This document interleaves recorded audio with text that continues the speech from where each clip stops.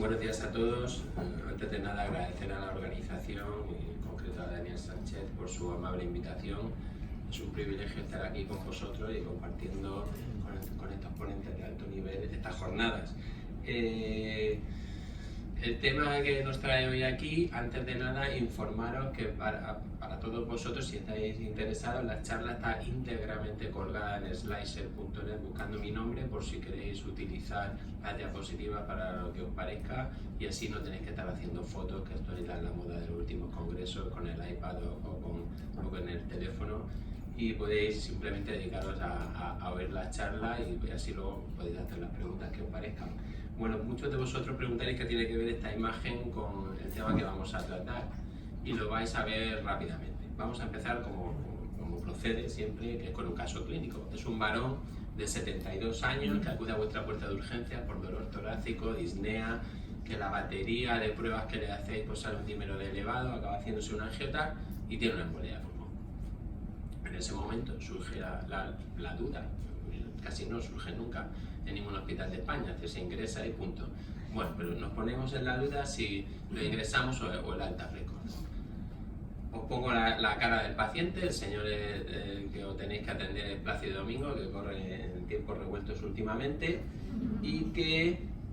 mientras decidís si lo ingresáis o no lo ingresáis, recibís una llamada. La enfermera o la auxiliar, oye, doctor, tiene una llamada, y es su amigo Florentino Pérez, íntimo de Plácido Domingo, que os pregunta sobre el pronóstico de la embolia de pulmón. En ese momento le contáis eso de las estadísticas clásicas de la mortalidad por el tratamiento del 3%, sin el tratamiento del 40% y con el tratamiento del 17%. Como no le queda muy claro al señor Florentino Pérez, pues le contáis eso que yo le cuento todos los días a los residentes que rotan conmigo, de que en Europa se mueren más por embolia de pulmón que por cáncer de mama, cáncer de próstata, sida y accidente de tráfico juntos, a pesar de lo poco mediático que es la embolia de pulmón en comparación con las otras patologías. Esta es la cara que se le queda a Florentino Pérez y os pregunta, ¿pero me lo puedo llevar a mi casa a La Moraleja o no? Bueno, vosotros en ese momento, mientras decidís qué contestarle, os acordáis de esta editorial que se publicó en el 2010 que decía que el 50% de los pacientes con embolia de pulmón podían ser tratados de forma ambulatoria y que lo importante era identificar qué pacientes podían ser tratados así de forma correcta. Bueno, la realidad, y David Jiménez publicó ya en el 2016, es que eso solo ocurre en 1,7% de los casos, y más recientemente David, en colaboración con Mastro Jacobo, publicó los datos del Riete, donde vieron que solo el 7% se trataba de forma ambulatoria, y si tomamos los datos de los hospitales de nuestro país, el tratamiento domiciliario solo se daba en el 2,5% de los casos y el 26% se daba de alta precoz en menos de 5 días de ingreso hospitalario en los hospitales de España. Bueno, como no lo tenéis muy claro y la embolia de pulmón es un diagnóstico que atrae cierto temor, decidí revisar la guía clínica. Os hago yo la revisión, la primera, esta de archivo de bronconeumología, que se publicó en el 2013, que eran 6 sociedades científicas, entre ellas SEMES, donde decían que la embolia de pulmón de bajo riesgo y en condiciones domiciliarias adecuadas se sugiere alta precoz, más de 5 días de ingreso. Como veis, el alta precoz y más de 5 días de ingreso pues no es la idea que teníamos. Cuando vamos a la guía de la Sociedad Europea de Cardiología del 2014, ellos publicaron este algoritmo. Nos vamos a no alto riesgo, que decían lo de valorar con la escala PESI simplificada, y cuando la escala PESI simplificada era de 0, decía que anticoagular y valorar alta precoz. Y ahí dejaban la frase, valorar alta precoz, sin dar más información. Recordar que a muchos residentes le pasa como Florentino, PESI es en qué equipo juega. Bueno, pues la escala PESI original, la simplificada por David Jiménez, y los criterios de GETIA son las escalas actualmente más validadas para encasillar al paciente según el riesgo de su pronóstico, ¿vale?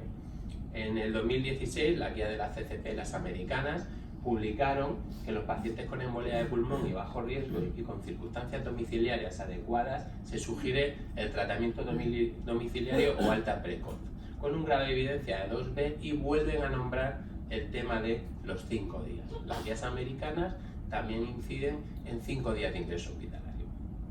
Ellos también ponen sus criterios de exclusión, que se parecen mucho a los criterios de Hestia. En el 2018, las guías británicas ya nos dicen que debemos valorar el tratamiento domiciliario o alta precoz de la embolia de pulmón, y que para eso deberíamos usar escalas validadas, como la de PESI, PESI simplificada, los criterios de Hestia, y que hay una serie de circunstancias o criterios de inclusión o de exclusión que deberíamos tener en cuenta, que se parecen mucho a los criterios de Hestia.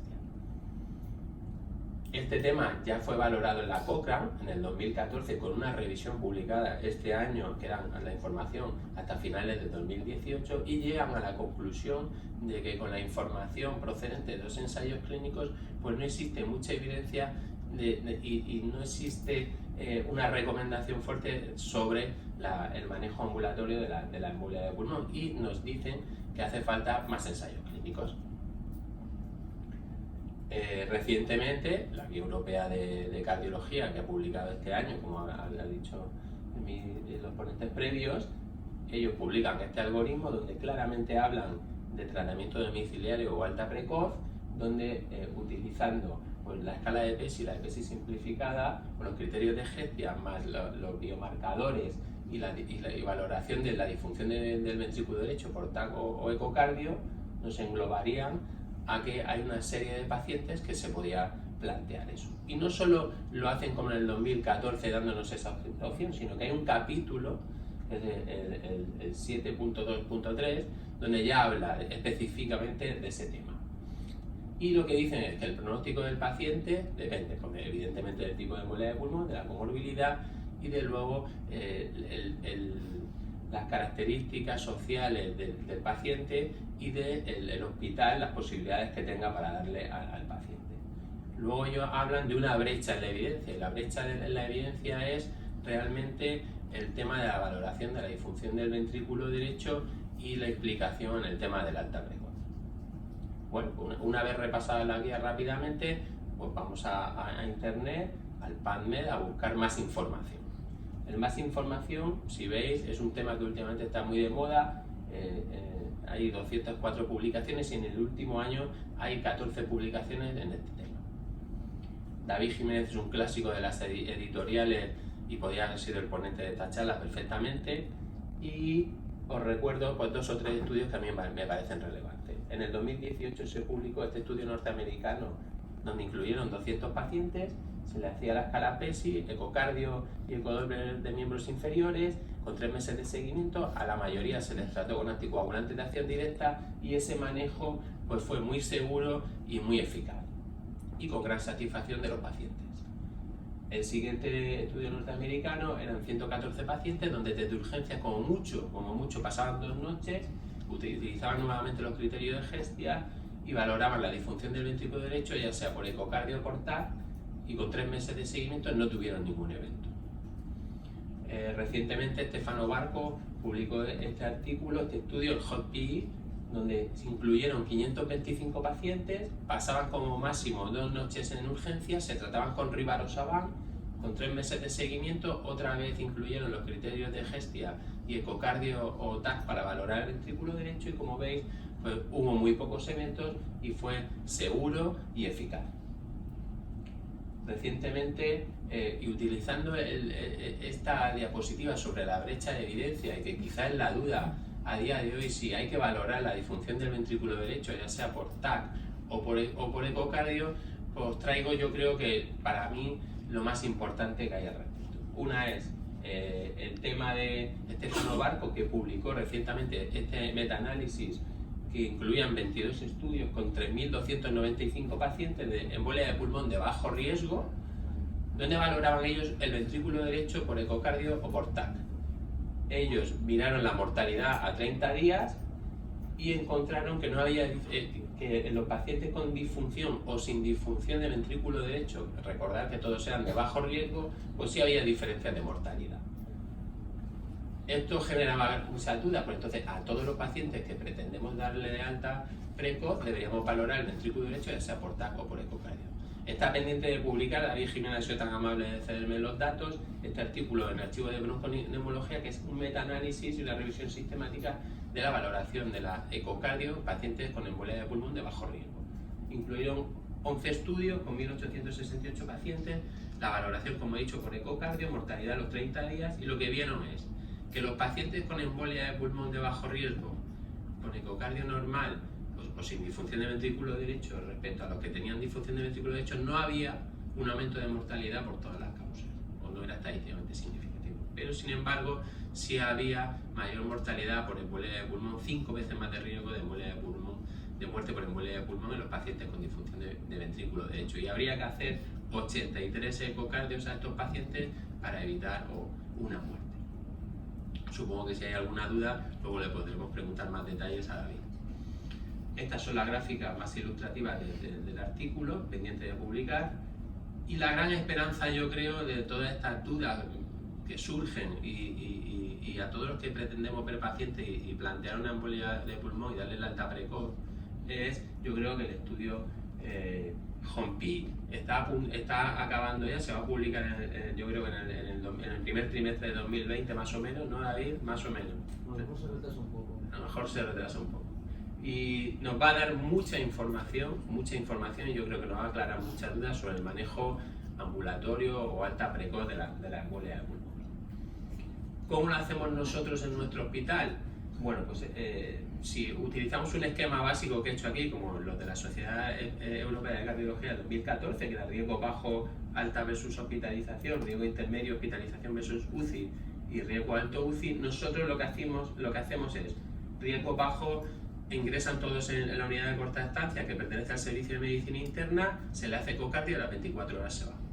Los de riesgo intermedio ingresan en la unidad de corta estancia nuevamente, y eso con el apoyo de la unidad de hospitalización domiciliaria tras ecocardio y objetivar cierta mejoría en los biomarcadores, se van de alta con el apoyo de la hospitalización domiciliaria. Y luego los de alto riesgo van todos a la UCI y de la UCI vuelven a ingresar a nuestro servicio y luego son dados de alta. ¿Cuáles son nuestros datos? Bueno, pues nuestros datos se publicaron ya en la revista de calidad asistencial en el 2016, por si queréis saber los detalles, pero el resumen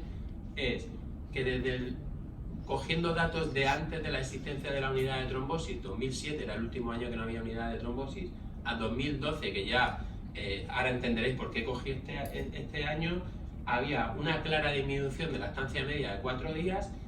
una clara disminución de la mortalidad sin aumentar la tasa de reingresos. Esto, en comparación con los artículos que había publicado en ese momento, tanto por David Jiménez como Javier de Miguel, en esos años y que cogía 2007 y 2011-2012, vemos que quizá incluso conseguimos bajar la estancia media y la mortalidad, pues en comparación con la mayoría de hospitales. ¿Qué es lo que nosotros le ofrecíamos a la dirección de nuestro hospital? Bueno, porque bajar la estancia media, evidentemente, sin el aumento de la mortalidad y sin el aumento del reingreso y con la misma comorbilidad, porque una de las cosas que nos criticaban los compañeros de medicina interna es que, claro, tú te quedas los buenos y los malos quedan en medicina interna. Hicimos la comparativa con los Charlson y eran los mismos pacientes, es decir, que no íbamos a la compra y nos quedábamos los buenos, nos quedábamos todos y con eso conseguimos estos datos. ¿Cuál es para nosotros, qué es lo imprescindible para nosotros en este sentido? El paciente hay que saber seleccionar cuál se puede ir de alta precoz. Y para eso hace falta conocimiento y experiencia en la enfermedad tromboembólica y para nosotros un ecocardiograma precoz que posiblemente a lo mejor podíamos llegar al momento que fuese una valoración del TAC para valorar el ventrículo derecho, pero bueno, en ese momento a nosotros nos daba seguridad y teníamos un acuerdo con los compañeros de cardiología que nos hacían en 24 horas la ecocardio y hasta ahora los compañeros de cardiología nos han quejado, seguimos con esta buena sintonía con ellos y a nosotros nos da cierta seguridad, aparte de hacerles su troponina, su ProBNP, etc. Y la clave posterior es un seguimiento estrecho, es decir, tú te la juegas, le das el alta precoz, pero luego ese paciente tiene que saber dónde puede acudir, dónde te puede encontrar, tú lo tienes que citar a la semana, a las 2 semanas, a los 30 días, al mes, y que el paciente tenga dónde acudir si surge algún problema. Antes de acabar, 2 cuestiones que para mí son importantes. Una es, si recordáis las guías que ha sacado la Sociedad Europea de Cardiología este año, habla de que el tratamiento de la embolia de pulmón, clase 1, evidencia de anticoagulantes de acción directa, tratamiento de elección. A día de hoy, por desgracia, desde el 2011 que se aprobó la indicación, seguimos sin financiación, seguimos a la cola de Europa en este sentido. Incluso la OMS en julio del 2019 ya incluyó en la lista de fármacos esenciales los anticoagulantes de acción directa, pero a pesar de todo esto, nosotros seguimos a la cola de Europa y no hay manera, ni las sociedades científicas, no hay manera de cambiar esto. Y yo tuve la oportunidad de ir al Senado el año pasado, expliqué al senador de turno que se ocupaba de la sanidad de toda esta problemática, lo entendió perfectamente, pero luego, bueno, pues no hay política, no hay gobierno estable, no hay manera de cambiar las cosas.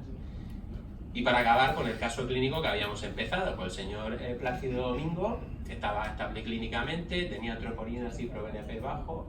normales, tenía un PESI simplificado de bajo riesgo, un ecocardiograma a las 24 horas normal, se podía haber ido a las 24 horas a su casa, en este caso con heparina bajo peso molecular, porque nosotros en la búsqueda de neoplasia oculta primero le damos heparina bajo peso molecular y cuando acabamos el estudio ya pasamos a la anticoagulante de acción directa si se lo puede pagar y si no, pues antivitamina K. Y como conclusiones, yo creo que lo más importante, creo que a día de hoy no tenemos la estructura diseñada para poder dar de alta